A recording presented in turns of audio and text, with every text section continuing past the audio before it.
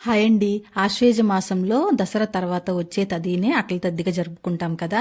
ఈ అట్ల తద్ది రోజు పెళ్లి కాని ఆడపిల్లలైతే మంచి భర్త రావాలని, పెళ్ళైన వాళ్ళైతే భర్త క్షేమంగా ఉండాలని గౌరీదేవికి పూజ చేసుకుని 11 అట్లని వాయనంగా ఇస్తారు.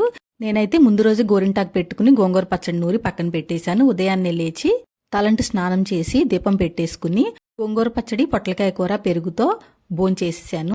ఏదున్నా లేకపోయినా గోంగూర పచ్చడి మాత్రం తప్పకుండా ఉండాలి. ప్రతి పండక్కి కూడా మనం ఫ్రెష్గా ప్రిపేర్ చేసుకుని దేవుడికి నైవేద్యంగా సమర్పించి మనం తీసుకుంటాం కదా. కానీ ఈ అట్ల తద్దికి ముందు రోజు ప్రిపేర్ చేసిన పదార్థాలను మాత్రమే ఉదయాన్నే లేచి తీసుకుంటాం కదా. గోంగూర పచ్చడి, పెరుగు, అన్నం మంచి ప్రోబయోటిక్ ఫుడ్ కదండి. ఇంకా పగలంతా ఏమీ తినకుండా ఉపవాసం ఉంటాము. సాయంత్రం పూజకి సంబంధించిన పనులు చేసుకుంటూ దోసపిండి ప్రిపేర్ చేసుకుని ప్లే ఏరియాలో ఉయ్యాలు ఉంటే ఊగి వచ్చాను. చిన్నప్పుడు అమ్మ ముందు రోజే గోరింటాకు పెట్టేసి ఉదయాన్నే భోజనం పెట్టేసేది. ఇంకా పగలంతా ఇంట్లోనే ఉయ్యాల కట్టుకుని ఊగుతూ ఉండేవాళ్ళం అనమాట. 11 అట్లు వేసి పసుపుతో గౌరమ్మను తయారు చేసుకుని ఈ అట్ల వాయనాన్ని అమ్మవారికి సమర్పించి పూజనైతే కంప్లీట్ చేసుకున్నాను. చంద్రుని చూసిన తర్వాత ఈ అట్లనే ప్రసాదంగా తీసుకోవచ్చు, లేకపోతే భోజనం కూడా చేసేయచ్చు. Thanks for watching.